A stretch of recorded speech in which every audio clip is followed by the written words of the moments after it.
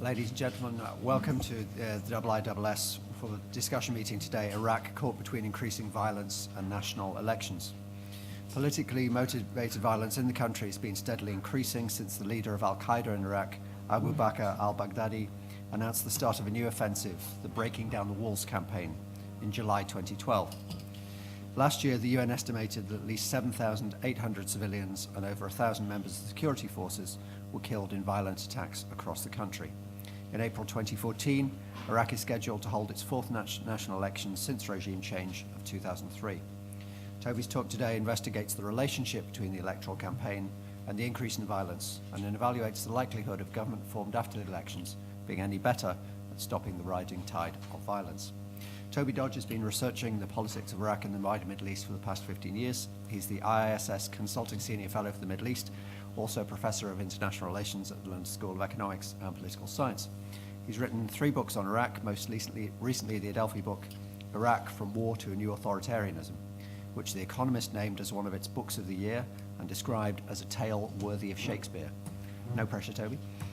Right, well, thank you very much. I'd like first to thank the Director of Studies, Adam Ward, who sidled up to me about a couple of weeks ago and said, surely it's time for another Iraq talk. There may be some interest. And judging by the size of the crowd, I think he was right. And of course, Nicholas, who's modest as ever, keeps his light under a bushel. Not only is he chairing me, but he actually edited Iraq from War to a New Authoritarianism very sympathetically, and he bears the scars on his back for that. And he should have said it's outside at a discount price of £10 if you want to buy it. I recommend it thoroughly, obviously. That was my closing remark. Oh, that was your closing remark. Sorry, I'm stealing your thing. Right, so we can agree that I think Iraq is now fully back in the news after the Arab Spring and the events in Syria. I was listening to the BBC World Debate at Davos, and who should pop up but John McCain, blaming the present President of the United States for all that was going on in Iraq, with a very tenuous relationship to the truth, I think. But I think clearly something very bad is going on. If we look at the civilian casualty figures, 2,700 in 2011, 3,238 in 2012, and now up to 7,800 in 2013, according to UN figures at least. So what we're doing, I think, today is trying to think about the ramifications of the events that started in mid-December and have unfolded across January in Anbar and its capital Ramadi and another smaller city, Fallujah, and then casting forward to think how they interact with the national elections currently scheduled for the end of April this year and the provincial elections that were held on the 20th of April last year. I think that's the dates and the bookends that we're dealing with. Anbar and the violence in Anbar is central, but also the provincial and the national elections. And I want to do this in, 4 steps. Firstly, I just want to run through the chronology of what actually happened from the 21st of December onwards. And then I want to examine the 2 big forces at work, most obviously the Islamic State in Iraq and the Levant, but I think secondly, the political strategy of the current Prime Minister, Nouri al-Maliki, and how these 2 very opposing forces came together in Anbar. And finally, I'll conclude in 20 minutes, I suspect, by the ramifications for Iraq going forward. Now, the current spate of violence focused on Anbar was triggered by government operations against the Islamic State of Iraq and the Levant in the far west of Anbar, in an area called Wadi Hora along the Syrian border. It's in this area that the Islamic State of Iraq and the Levant had set up training and logistics camps that allowed them to have a kind of strategic depth from both the conflict in Iraq and the conflict in Syria, and it was clear that they had ambitions to once again seize and hold geographic territory and claim they'd set up, in this sense, a trans-state Islamic caliphate. On Saturday, the 21st of December, I think they scored a spectacular hit against the Iraqi army by killing 5 senior army commanders, including the head of the army 7th Division. Now, clearly, Nouri al-Maliki could not ignore this. This is a major blow against the coherence and the capacity of the Iraqi army. So he announced an all-out campaign against the Islamic State in Anbar, moving troops up, moving reinforcements up, and drawing a line against the expansion that I'll get to that we'd seen over the previous couple of years. However, Maliki used this campaign not only to target and try and break the capacity of the Islamic State in Iraq, but also to move against long-running political protests in Anbar. These political protests were the legacy of Maliki's previous moves against the Minister of Finance, Rafi al-Asawi, whose house was raided on the 20th of December 2012 and whose bodyguards were taken into custody. Now, Asawi is a very popular politician, competent Minister of Finance, if you want to use the term, a homeboy of Anbar, as it were. And the raid in his house and the arrest of his bodyguards set off a series of mass protests across the northwest of Iraq. The move against Asawi triggered a mobilization of broadly what we could label the Sunni section of Iraqi society, because they'd been feeling since the elections of 2010 increasingly and deliberately excluded from Iraqi politics, cut off from the benefits of oil wealth, and discriminated against, targeted by Iraq's security forces. So from December 2012 to April 2013, tens of thousands of people gave vent to this anger in Anbar's two biggest cities, Fallujah and Ramadi. These were targeted by the Iraqi security services, and the protests then came to settle down in a series of protest camps or sit-ins. As we'll see, the most long-running, and I suppose the most powerful, was actually in Anbar. Now, on the 28th of December, under the cover of both Christmas in the European world, I suppose, but also the move against the Islamic State in Iraq, Iraqi troops arrested the Iraqi Islamic Party's MP Ahmed Alwani, and in doing so, killed his brother. Now, Alwani was a key figure in the Ramadi protest camps, certainly an orator of some extreme passion and rhetoric. But in taking him down, in arresting him and in killing his brother, I think what Maliki was doing was throwing a gauntlet down to the protesters of Anbar and saying, we will not only target al-Qaeda, we'll not only target the Islamic State in Iraq, but we'll use our forces against you as well. So I think, and then 2 days later, on the 30th of December, indeed, Iraqi forces moved against the protest camp in Ramadi.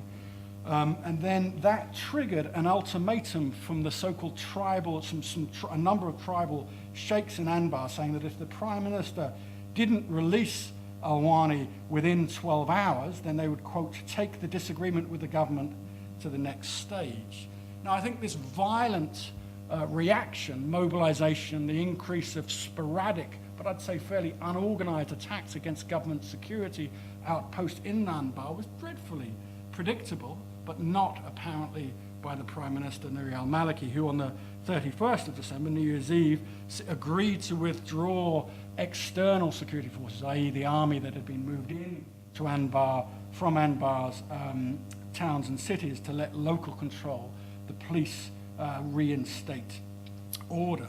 Now, this off and on, this repression, this mobilization, this anger, opened a window to the Islamic State in Iraq and Levant that announced its presence in Fallujah on the 3rd of January. Reportedly, a commander addressed a large crowd after Friday prayers and said that the group was in Fallujah to defend the Sunnis from the government. A police car was then used to spread this message around the city. Maliki then again rushed army reinforcements into Anbar. They put a loose cordon around Fallujah, and there's been fighting between Iraqi special forces, forces loyal to the Islamic State in Iraq, but also a disparate, what we'd call the remnants of the Sahwa movement, so-called irregular or tribal forces in Iraq, divided, I would think, equally between those supporting the Iraqi government and trying to drive the Islamic State out of Fallujah, and those against the government and trying to position themselves between the government and the radical Islamists. Now, 5 days ago, in his weekly television address, Maliki stated, quote, "The time has come to settle this issue and end the presence of this gang in the city and save its people from that evil. We've seen then an escalation in airstrikes, artillery fire into the city yesterday. However, Iraqi security forces have said there has yet been set a deadline to move mass troops into Fallujah, and we're still at the skirmishing phase, I think, with special forces aerial attacks, with the Islamic State in Iraq moving up to 400 fighters heavily armed with anti-aircraft guns into the city. Now, that's what we know so far, and I think it's very disturbing. I think it's indicative of the failure of Iraqi politics, but it's also indicative, I think, of the weakness in certain geographical areas of Iraq's security forces. So what I want to do is step back and look at these two big forces that have brought us to this watershed moment in Iraqi politics. And the first, obviously, is the Islamic State in Iraq and the Levant. Now, clearly it suits the government not only, and it's a long-running government strategy, not only to blame the Islamic State in Iraq for all the violence across Iraq, but also solely carrying the blame for the events in Anbar over the last 2 months. But also you've seen in, certainly Prime Minister Nouri al-Maliki's rhetoric, a collapsing of protest against him, especially protest against him in Anbar, both political and military, into the activities of radical Islamic jihadis. However, there is a point here that the Islamic State in Iraq is certainly the most coherent radical Islamist group in Iraq. It's the best funded, partly clearly from transnational jihadi funding, but also from the fact that it dominates areas of Mosul and has got a very effective racketeering system in that city. But also, I think what's more worrying for the trajectory of Iraqi politics going forward, it's been steadily building up its post-surge capacity over the last 2 years. As Nick said, its leader, Abu Bakr al-Baghdadi, declared in July 2012 the breaking down of the Walls campaign, which on my reading was clearly an announcement that it was rolling back, seeking to roll back the great progress that it made in pushing it out of areas that have got Sunni majorities in Iraq and breaking its capacity in the aftermath of the surge that started in February 2007. So it's seeking to unite its struggle in Iraq with the wider struggle in Syria, break some of its leading members out of prison, and then start to hold territory and skirmish with the Iraqi security forces. Then in April 2003, after government forces had moved against another Isawi protest camp in the city of Hawija, west of Kirkuk, the Islamic State in Iraq announced a further campaign in July 2013, the so-called Soldiers' Harvest, which is indicating that it's increased its numbers, it's added momentum to its campaign, and it's pushing much more heavily against the Iraqi security services. So basically, Abu Bakr al-Baghdadi is seeking to create another geographic entity, an Islamic emirate that takes part of Western Iraq and the areas that radical Islamists control in Syria. In December, the Islamic State had stepped up its operations in Mosul, had targeted not only government workers but low-level government representatives in the city, and was moving towards a kind of reinvigoration. As you've seen, the regular tempo of car bombings, mass casualty attacks in Baghdad. Now, what does the Islamic State in Iraq's growth indicate about politics in Iraq at the moment? Well, firstly, I think it's a powerful indication of the weakness of the post-US security services, rebuilt from 2004, 2005, and then after US troops left in December 2011, moving on to autonomy of operations way beyond American advice or oversight. Now, why have these security forces proved to be so inept at capturing, dominating, breaking radical Islamists? I think the first big thing to think about in answering that question is the Iraqi security services, the intelligence services.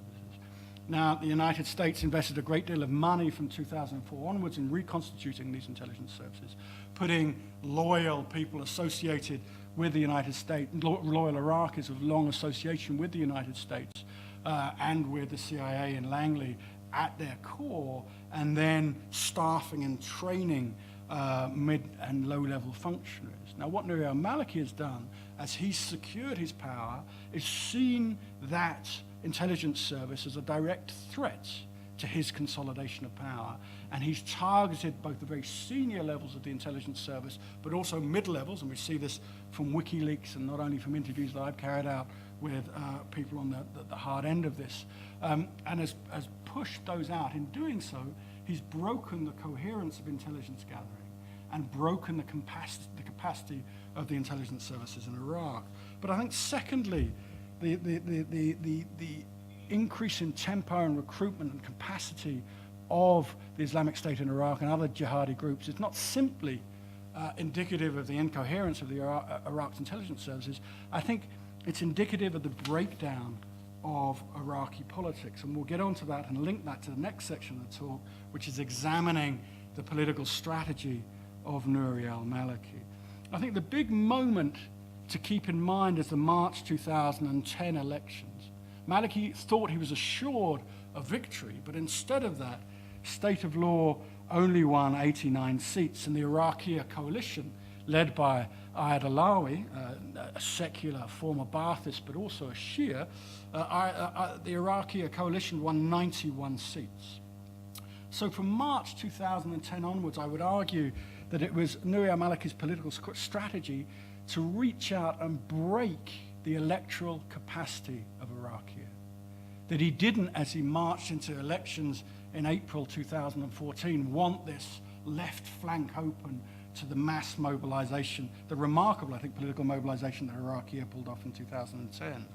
So after US troops withdrew in December 2011, he set about actively targeting Iraq here. Firstly, he targeted two of its most senior politicians. Vice President Tariq al-Hashimi's house was raided in December 2011 on the same day as the departure ceremony for American troops. Hashimi was allowed to flee into exile. His bodyguards were tortured and then confessed in very public ways to terrorism. Almost a year later, as I said, in December 2012, Rafi al-Asawi's bodyguards were arrested. Rafi al-Asawi then left to go into internal exile and then gave up, I think in March 2012, his formal post of finance minister. I think what's crucial in driving Rafi al-Asawi out of the cabinet, what Maliki has done in his effect is broken the coalition agreement that was agreed in November 2010 in the aftermath of the elections. By placing Asawi as Minister of Finance, the implicit deal was that Asawi would funnel money, development money, through the state institutions of Iraq up into the northwest and tie the Sunni community back into the Iraqi state to give them something for their mass vote, to give them something for their support of the political process. By breaking Asawi, by driving him out, what Maliki is doing is suspending, if not abolishing, that implicit deal that was at the heart of the coalition agreement struck in 2010. And it's this move against Asawi that created this resentment, this mass mobilization across Anbar. Now, the second leg, as it were, of Maliki's electoral strategy is to shape the terrain upon which this next election is going to be fought. Now, in my discussions and briefings with senior US policymakers on Iraq, what they've always said is we reckon that in this 2014 elections, Maliki will be moved apart, and I was moved aside, that democracy will prevail and an increasingly authoritarian prime minister will be removed. And at the center of American policy was the defense of the High Electoral Commission. Now, the High Electoral Commission was set up under the US occupation. It's worked with strong United Nations support to guarantee the probity and transparency of the two national elections in 2005 and 2010, and the provincial elections in 2009 and 2013. Now, Maliki ordered the High Electoral Commission to suspend its work in June 2011, saying that it needed to be reformed. The former head of the High Electoral Commission refused saying that it was an independent body only answerable to Parliament, and the parliamentary speaker, Najafi, rallied behind the independence of IHEC. In April 2012, that Haderi, the head of the commission, was arrested on minor corruption charges involving the large total of $130, was sentenced to a year suspended sentence, which was then thrown out on appeal. The High Electoral Committee's mandate expired in April 2012, and Maliki suggested that its membership be expanded from 9 members to 15. Now, the 9 members of the original High Electoral Commission had seen roughly to represent the balance of power of the political parties in Iraq, thus giving it a rough and ready independence as each one of those political representatives fought for her or his party's interests. The great worry in Parliament was that Maliki, in expanding its membership to 15, would allow him to pack out the committee, to divide it, and to use his influence to shape the electoral terrain to his advantage.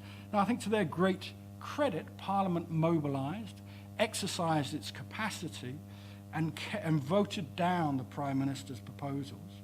The new head of the High Electoral Committee is a member of Masoud Barzani's Kurdistan Democratic Party, and I think we could argue not a friend of the Prime Minister. So I think as things stand going forward, the High Electoral Committee has its autonomy, is still working very closely with the United Nations, and I assume can guarantee the transparency and the good functioning of the elections in April this year. Which leads us to Maliki's third strategy for maximizing his vote, and that's solidifying the vote banks of the south, the Shia vote of the southern part of the country, and hoping that they'll deliver a large enough vote to him and his coalition state of law for him to ride back into the premiership, into the Prime Minister's office. And the best indication we have of this was the provincial elections of 20th of April 2013. Now, state of law did very well, got 1,800,000 votes, which is roughly about 26% of those who voted. Coming second was the Supreme Council of Iraq, another large Shia Islamist group that got 13%, with the Sadrists getting 9% of the votes. Now, what's more intriguing, I think, and much more worrying for Maliki is what happened after this rather fractured vote, which he got the largest section of. The Supreme Council of Iraq and the Sadrists have been enemies. They've been competing for the Shia vote from very different positions on the political spectrum. The Supreme Council appealing to middle-class votes, where the Sadrists appealed to largely urban working-class votes. In the aftermath of the provincial elections, they ganged together to pool their council members to try and keep as many state of law, as many of the provincial councils as possible out of the hands of the state of law. And so of the 12 provincial councils that were elected then, three resulted in the hands of anti-coalition, Maliki coalitions, 5 pro and 3 balanced. Now, I think what's really interesting here is if the elections are free and fair, if the High Electoral Commission oversees them with UN support and pushes through a transparent and rightly held both election and vote, then the provincial elections indicate, I suspect, that Maliki won't get the majority of seats needed within Parliament to carry him through to the premiership, back to the Prime Minister's office, and we're going to have an extended negotiating process running from April through possibly even to the end of the year by Iraqi standards. Now, what's Maliki seeking to do about this? I suspect this is where the Anbar campaign comes in. What is the one ticket that Maliki has always run on, especially the 2010 national elections? Well, the name of his coalition gives a hint of that, state of law. Maliki has stepped forward after the surge of 2007 and claimed responsibility for the decreasing violence in the country in 2008 through to 2009 and 10. But of course now violence is on the upsurge, and that one electoral bonus is his bonus card he can't throw down. So what he's doing is attempting to solidify the Shia vote behind him by campaigning against the Islamic State in Iraq in Anbar, but also covertly by increasing sectarian tension. Now, if you speak to any Iraqi Sunnis, especially those in Anbar, but in Baghdad as well, they will argue that the tactics of the security forces have been used very heavy-handedly against their geographical areas, their suburbs in Baghdad, their towns in Anbar, and that has undoubtedly created alienation, mass punishments by blockading Sunni neighborhoods and towns, mass arrests that ironically are somewhat reminiscent of the American Army's policies in Anbar before it relearned counterinsurgency doctrine in 2006-07. And this has created sectarian tensions. Much more worryingly, and I think this indicates that Maliki's aims may well have run beyond him, as we've seen by the violence in Anbar, is that we've seen the beginnings of population transfers reminiscent of the start of the Iraqi civil war in 2004, 2005. The UN says since the start of the Anbar campaign, 22,000 families have fled their homes. Even more worryingly still, on January the 4th, it was announced that 9,000 people had volunteered in Baghdad to fight in Anbar against al-Qaeda, and that in the Mathana military base in Baghdad, they're now being trained as a militia to go and fight in Anbar. This is clearly the sectarianization of the Iraqi armed forces by bringing in, on a popular wave of revulsion against al-Qaeda, 9,000 new recruits. It won't be as big as that by the time they're processed. You are actually bringing much more centrally sectarian sentiment into the armed forces and using that as a campaign to fight, as a force to fight against the population of Anbar. So where does this stand? I think Iraq is at a fascinating crossroads. Previously, I would have said that with 933,000 men under arms, the Iraqi state clearly has the dominant military role within society, and I still think that stands, undoubtedly. But with increasing population transfers, with increasing violence and increasing sectarian sentiment, even a nearly million-man army won't be enough to keep the levels of violence at their present peak or to push them down.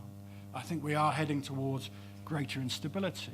Of course, you could read the situation as a watershed, with the April 2014 elections as the moment of truth. The 2010 elections, with that surprisingly large Iraqi vote, gave the majority of the ruling elite of Iraq a shock. Do we stick with the devil we know, Nouri al-Maliki, or do we re-empower Iraqi and Ayad Alawi and see if they can do any better? And the ruling elite chose a coalition government with Nouri al-Maliki at its head. Maliki has broke every single one of the pledges that he gave to that ruling elite in the November deal of 2010. He's consolidated and increased his power ever since. Now, if, as I'm predicting, that we go to an ambiguous election result in April, May, by the time the votes are counted, the ruling elite of Iraq have a choice. Do we go with the devil that we know again, an increasingly authoritarian prime minister who has exacerbated violence and sectarian tensions, or do we switch him out? Do we change to another Iraqi politician, or certainly a Shia, certainly from one of the big Shia parties, probably not the Sadrists, so either the Supreme Council or indeed another senior figure from Maliki's own party, Darwa? And do we reset the clock and rework Iraqi politics? That's indeed what I hope will happen in May 2014, but I'm not at all sure. Thank you very much.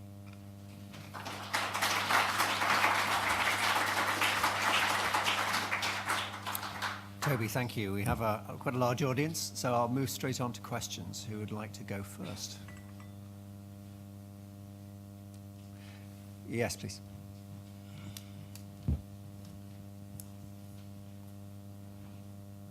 Thanks. Ranj Alaldan, LSE. I wanted to ask you, Toby, to what extent do you think some responsibility can be laid on the Sunni Arab elite in terms of their dealings and their actions in terms of making things either worse or better for the Sunni community in Iraq? Thanks. Yeah, undoubtedly. Right.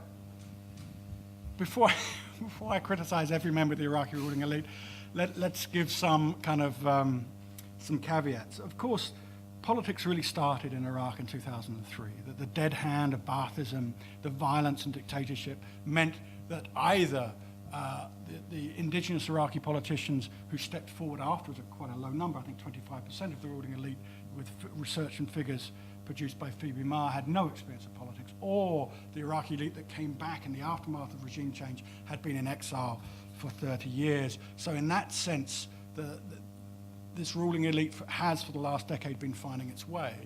That said, we can be critical of all of them, including those seeking to represent the Sunni population, for indulging in a very divisive and kind of escalating sectarian rhetoric. Now, all sides are guilty of that, undoubtedly. And indeed, the protest camp in Ramadi and the protests triggered by Assawi's removal were dominated by very fiery sectarian rhetoric and violent allusions to violence. There's no doubt about that either. So clearly, to some extent, they are to blame. But secondly, in another, I think, less obvious way, that Iraqi in 2010 were delivered a huge opportunity. And it's an opportunity they argue was stolen from them. It was an opportunity to make the next government, they thought. But it's also an opportunity to mobilize in Parliament, to hold the government to account by a very exacting, very disciplined politics in Parliament. I think they failed there too. So I think we can explain the failure of all sections of the ruling elite by an experience, but I think also the Sunni elite in Parliament, the Sunni ruling elite in Parliament, didn't step up to the plate, didn't hold the government to account, and didn't stay united. Iraqi was very easily fractured by the machinations of Maliki. Key politicians, Salih al-Mutlaq comes to mind primarily, were bought off by Maliki and have been very unfocused, very unpredictable in the rhetoric they're using, calling Maliki a dictator one day and joining him in cabinet the next. So I think there has been a lack of strategic vision on all sides, but the Sunni politicians are guilty of that, along with very fiery and divisive rhetoric as well. Thank you. Gentleman towards the back there, please. Yeah. Just wait for the microphone. Sorry, Toby, hi, good morning. Jonathan Shaw, one-time president of Basra. I didn't hear you mention Iran. I'm sorry, I arrived late, but you might have mentioned Iran earlier. What would you say the relationship is between Iran and Maliki, and do they have any control over him? What do you think they want from Maliki right now? And do they have an interest in him returning to be an authoritarian leader? Excellent, thank you, John. Spot on questions as expect. I think Iran's, let's say, my reading of Iran's strategy long-term is quite straightforward, that they want Iraq to be weak, fractured, and dependent on Tehran. I mean, there's no surprise there, but how do they get that? Going into the 2010 national elections, I'm fairly certain Maliki wasn't their key candidate. They weren't backing him. That Maliki refused to join a unified Shia coalition because he wouldn't be guaranteed the premiership after that. So you see Iran seeking to undermine Maliki because he'd accrued too much autonomy from Iraqi society, from the rest of the Shia parties, but from Iran. Going into the 2014 elections, my reading would be very similar. That they, like me and like most of the Iraqi ruling elite, I think a victory for Maliki would consolidate his grip on power. So my reading is that they're not backing him. But my reading is they're not backing anyone either, that they'll see the outcome. And they were jumped into backing him because of the fear factor of the Iraqi vote in 2010. And they've asked very exacting payback for that. And the figure that you need to look at is Muqtada al-Sadr. In 2010, he was finally forced to swing behind his arch enemy Maliki and to back him for the premiership. And he then releases on his website a statement that said, look, I roughly translate, you don't understand the pressure I'm under. Pressure from whom? Clearly pressure from his hosts at the time, al-Qom. So it's clear that they did swing behind him, and my guess would be they won't swing behind him coming through to the aftermath of the next elections. That said, and both for Syria and Iran were deliberately not mentioned centrally in my talk, there's the tendency especially from our American friends, but also from members of Iraq's ruling elite, to blame insidious outside powers for the destabilization of Iraq. Now, clearly, the Syrian civil war is a part of the problem, but I would say not the main driver of conflicts in Iraq. And from 2003 onwards, we can see Iran as the only external state that has a post-regime change strategy that works very well for it. But to blame them or Syria for what is primarily still an indigenous problem, I think, is to miss what we call the center of gravity of the conflict. Thank you. Yes, the lady right at the back, please. Thank you. My name is Genevieve Theodorakis. I'm an analyst for the Middle East and North Africa. I was just wondering if you could elaborate a bit. First and foremost, who are the viable replacements for Maliki? And is there any danger, considering his actions in the last few years, that if Maliki indeed lost, would he make the transition for the next leadership at all difficult? Thank you. Great. It's always the best questions I can't answer. So let me, on the viable replacements, we can point to runners and riders, certainly. A friend of mine just back from Baghdad pointed to Ahmed Shalabi's name coming up frequently in discussions. Now, I see people tip back their head in horror, and you could argue that the old, what do you call it, the old bad penny coming back into the mix indicates how bad Iraqi politics have got. More seriously, if we say it has to be a politician from one of the big Shia parties, a Sadrist, Dawa, or state of law, I would probably rule out a Sadrist, though they are seemingly mobilizing to try and gain the premiership, the prime ministership, and we'd assume that the rest of the ruling elite, because of the mercurial, violent, corrupt behavior in the past, more mercurial, violent, and corrupt than the rest of the Iraqi ruling elite, which is saying something, would rule them out. Then we're looking at someone from either of the two parties or a Shia independent. Now, of course, if Hussein Shahrazad's in London at the moment, I think, and if he were here, he'd start shouting and ruling himself out of it, like as anyone would at the moment with Maliki controlling the security forces. If you step forward and claim the premiership at the moment, I suspect you wouldn't have a very comfortable life through to the elections. But someone like Shahrazad, a Shia independent, with no party political power, may be a plausible candidate. Remember that Ibrahim Jafari got the premiership after the first elections of January 2005 because Dawa didn't have a militia.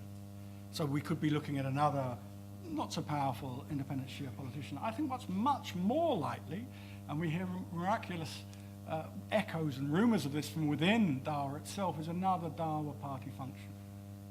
That basically, after extended, vitriolic, passionate debates in back rooms, Maliki would be forced to stand down and another Dawa functionary would stand up. I think that's the most likely scenario. Now, getting to your second question, well, again, we go back to what we know, which is Maliki's reaction to the 2010 election result.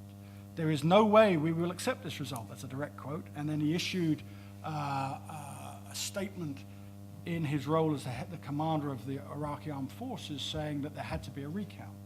Now, that's clearly an intimation that he was tempted to use his military power to shape the electoral outcome.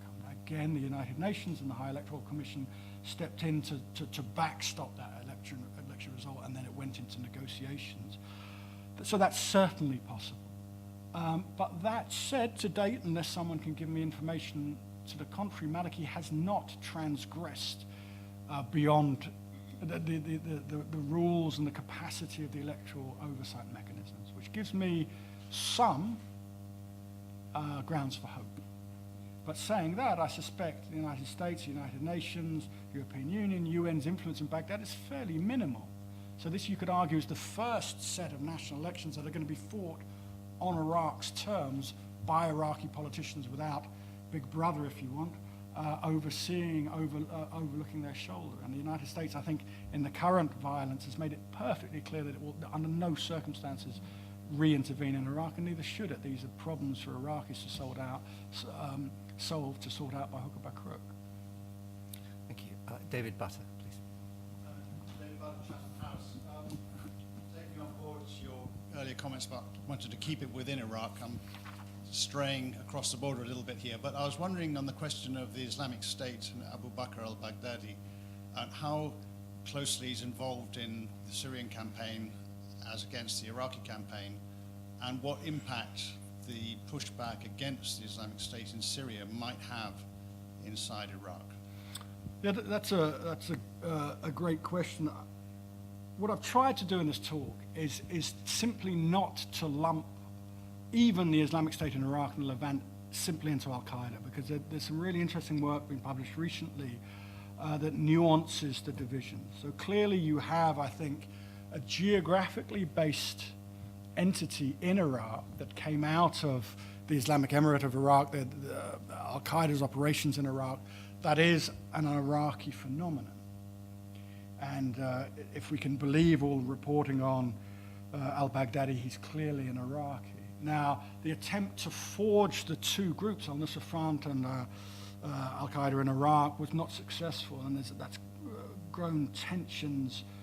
There's tensions and violence between the two entities which clearly haven't merged. That said, I would be comfortable to describe the Islamic State of Iraq and Levant as a primarily Iraqi-based organization that has indeed acted increasingly, I was going to say as a mothership, but a logistical hub for campaigning in Syria. There's no doubt it's a trans-border phenomenon, and that Abu Bakr al-Baghdadi is seeking to create a trans-border zone of influence and conflict, undoubtedly. I wonder how sustainable the pushback against radical Islamist forces in Syria is, given, we can name them, I suppose that's not because we get distracted, given the some regional powers' undoubted backing of Islamist forces in an attempt to break the stalemate in Syria. So I think there is weapons, funding, jihadi tourists still flowing into Syria, and that there is a backwash into Iraq, but then I'd restate the fact I think that Iraq probably still is a net exporter of violence into Syria, not as yet vice versa. Yes, please, gentlemen. Thank you very much, Hosni Imam. I wonder if you could tell us about the Kurdish card. How does it fit in this equation? And who will be the kingmaker in the next elections? Would it be Alawi again, or would it be the Kurdish factions? Thanks. Well, David, Nick, and I were discussing the so-called Kurdish card before we started this meeting. I think what's fascinating, but I will, and what's been interesting me most over the last, since Christmas, is the independent pipeline into Turkey and the increasing autonomy that gives for the KRG to export its oil at commercially viable prices. That then leads in, obviously, to the ongoing budget row between Baghdad and Erbil, and then the relationship, to make this even more difficult, the relationship between Ankara, Erbil, and Baghdad, the triangulation around that. That may well, to seamlessly link into the second part of your question, that may well get sorted out in the king-making that happens after the April 2014 elections. I think clearly those younger politicians, including the Prime Minister of the Kurdish Regional Government around Masoud Barzani, are fairly unambiguously moving towards independence. And that's why the pipeline is so important to them. It's also very important to the rather rash decision of some international oil companies to invest in Kurdistan without then a route to get the oil to market, but their bets may well have paid off, somewhat to my surprise. But from that point of view, what will occur, the KDP ask in Baghdad? Well, I'm sort of in comparable fashion to the Iranians. What they want in Baghdad and what they've always thrived on in Baghdad is a weak center to the Iraqi state that allows them either to negotiate from a point of power or ignore Baghdad's machinations. What's been very disturbing for them, and what, please God, they should keep in mind from April 2014 onwards, is that Nouri al-Maliki very successfully used a rebuilt Iraqi army and the F-16s that he's bought from the United States to project power towards the north. So I would argue that the KRG is on a race against time, and that's what, and I think they know that. They've clearly aligned themselves with Ankara, and they're pushing this pipeline and trying to tie their supply of oil and gas into Turkey's networks and Turkey's need for that as a price for leaving the vassal state status of Baghdad and becoming a vassal state of Ankara. Now, on that basis, their negotiations after the April 2014 election results will be to get a weaker prime minister in Baghdad. Now, speaking to senior Kurdish politicians in the aftermath of that, when I've had my head in my hands and may even have raised my voice and said, why did you do that? And they said, in referring to Maliki and Alawi, it's better to be lied to by someone who has the capacity to at least deliver on their lies. So they were under no illusions about what they were doing, and I think the so-called Erbil agreement was broken within hours of the ink signing, if indeed it was written down. But from that point of view, I think the Kurds will be, to some extent, the kingmakers in Baghdad, but they've got their own interests, which they've not been so strategically astute in pursuing, certainly in November 2010 at least. So let's see if they make the same mistake again. Yes, please.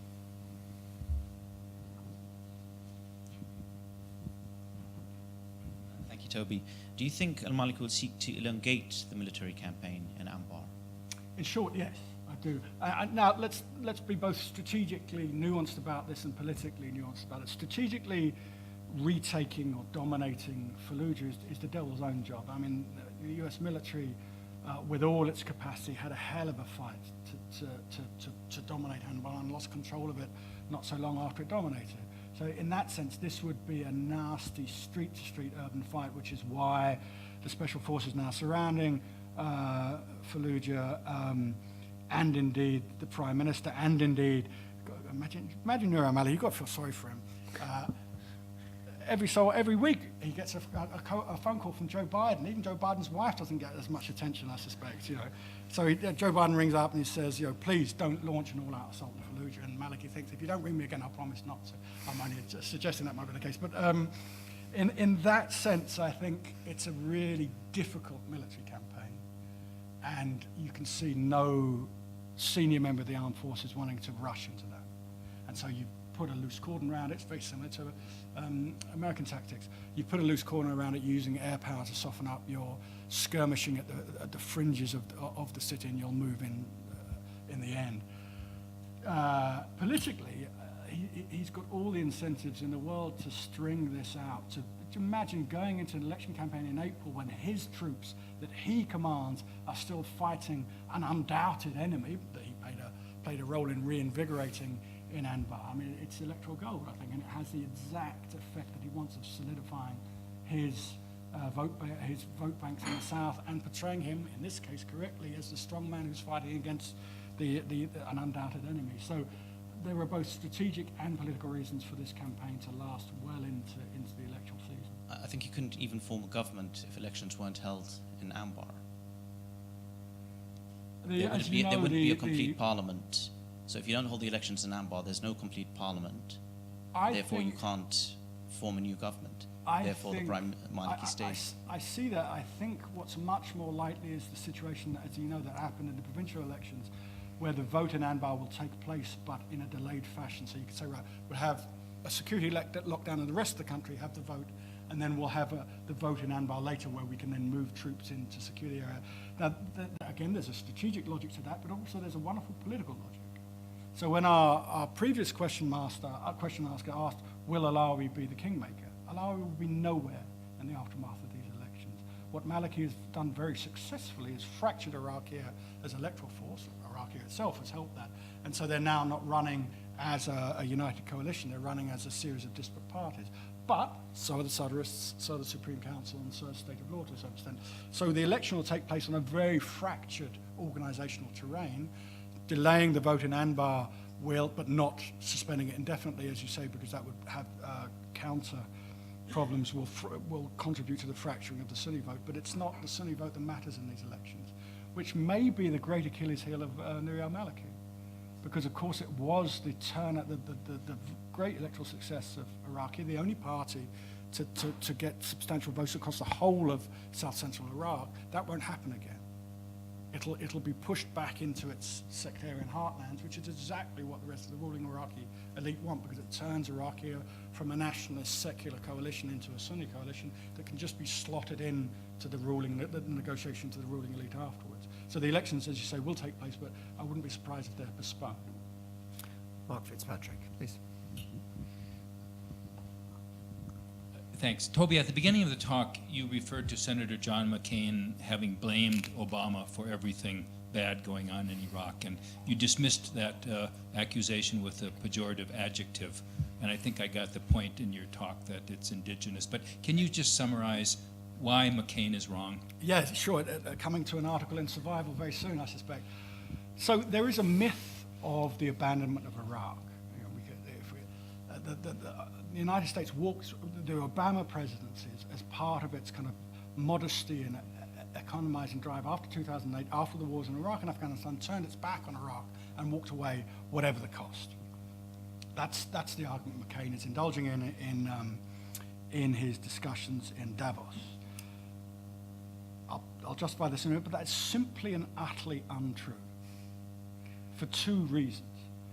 Firstly, the Status of Forces Agreement and the strategic framework were negotiated by George W. Bush at the end of his presidential term with the specific aim of putting American-Iraqi relations on a sustainable footing. And there was, I was actually in Baghdad when the negotiations started in 2008, and the American government mistook the timetable. To begin with, they thought they would get the deal they wanted because the Maliki needed the deal before they did. The Iraqi elections were postponed, and Bush needed the deal before Maliki did.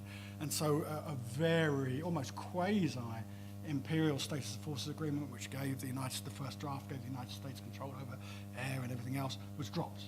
And a hard deadline for the withdrawal of American troops from American cities, from Iraqi cities, I think in 2009, and then the December 2011 deadline was set.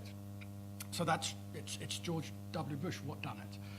Then you move on to, under Secretary of Defense Gates, onto a wobbly moment where they go, oh, no, we need to leave some troops behind. And they go back to Maliki and the ruling elite and say, you don't really want us to go. And the unambiguous answer they get is, yes, we do. And Maliki seals this by saying any amendment to the Status of Forces Agreement has to go through Iraqi Parliament. There was no way there was ever going to be a majority in the Iraqi Parliament for that. And it's only the KDP, the Kurdistan Democratic Party, that voiced support for this. No other party voiced unambiguous support for that. You then move on, and something much more interesting happened, which is, my left-wing friends always try to look for conspiracies of American imperialism. Oh, no, America's still running Iraq. But so certainly America's embassy, you've seen this, it's a kilometer-long, huge thing, and the CIA station is allegedly still one of the largest in the world. As soon as American troops had gone, Maliki did two things. Firstly, he forbade untimetabled, unstructured meetings between the American embassy, American military forces, and Iraqi civil servants and Iraqi soldiers. So immediately you constrain, and the Prime Minister's office controls the interface between what's left of the American presence and the Iraqi state. Secondly, and this is more difficult to prove, but I have it on very good authority, let's use an unscientific term. He started to monkey around with a life support system of the American embassy, fiddling about with visa renewals of State Department officials, constraining and making very insecure the ability on which they get supplies, electricity, water, and then the green zone passes. All of that, what he was doing was shrinking the international and the American presence in Iraq. And then the one thing that the Americans had left were the arms deals. Oh, no, we can influence him by withholding or giving him the toys he needs. And then he went to Moscow, a very controversial arms deal, but the arms have started to arrive, and struck a big arms deal with them. He's buying planes off South Korea, for God's sake.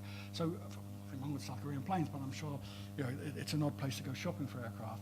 So from that point of view, Maliki then diversified his arms suppliers, turned around to Washington and said, I think you probably need me more than I need you. Which is why he gets a weekly phone call from Joe Biden, which probably is a bad punishment for anyone, but not that bad in that sense.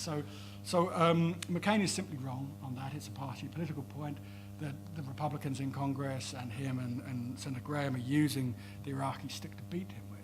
I think the upside of that is, I personally think, and I wouldn't go anywhere near, as I've just, McCain's argument, but I think the United States have, or the Obama administration have, deliberately wanted to downscale the role that Iraq plays in their foreign policy. And who can blame them? It's a defeat, it's probably the largest defeat of American foreign policy since the war. You saw the natural outpourings of American soldiers who fought and their comrades had died to drive al-Qaeda in Iraq out of Fallujah, and boom, they're back again. So there is a sense of, my God, we don't want to be tainted with this failure. But this failure is a failure of neoconservatism, Bush, and regime change. It's got very little to do with Obama, but I think they could have been more active. I hate the term, God bless Joseph Nye for coining it, in projecting soft power into Iraq, in taking an interest in helping. Now, they would argue if they were arguing about this publicly, and they're not, because they don't want it to large. Oh, look, the High Electoral Commission is still autonomous and is still oversight. That's our success. That's what we wanted. And to some extent, bless them, that's probably right. But they're in a conundrum now, which I think is seen in the uneasiness in Congress in the arms deals going through. I think they voted for helicopters and Hellfires, but there's still uneasiness. So that if you then go back into Iraq, if then you give Nouri al-Maliki or the Iraqi government counter-terrorism support, you're actually supporting a government that went a long way to creating that terrorist problem in the first place. And if you get in bed with those type of people, you're going to be tainted with their legacy. Well, on that, I think we'll bring matters to a close. Thank you, Toby. We have a meeting, for those of you interested, on the new Arctic Adelphi Arctic Opening in Security and Opportunity. That's taking place on Wednesday, same time, same place. If you'd like to attend that meeting, you can just email ISS Events. Next week, you can check the website for full details. We have events here on Iran and on Libya. All that remains to me is to say that the book is indeed on sale, £10 for those who don't have their copies. Cards, cash, not bitcoins yet. But please join me in thanking Toby.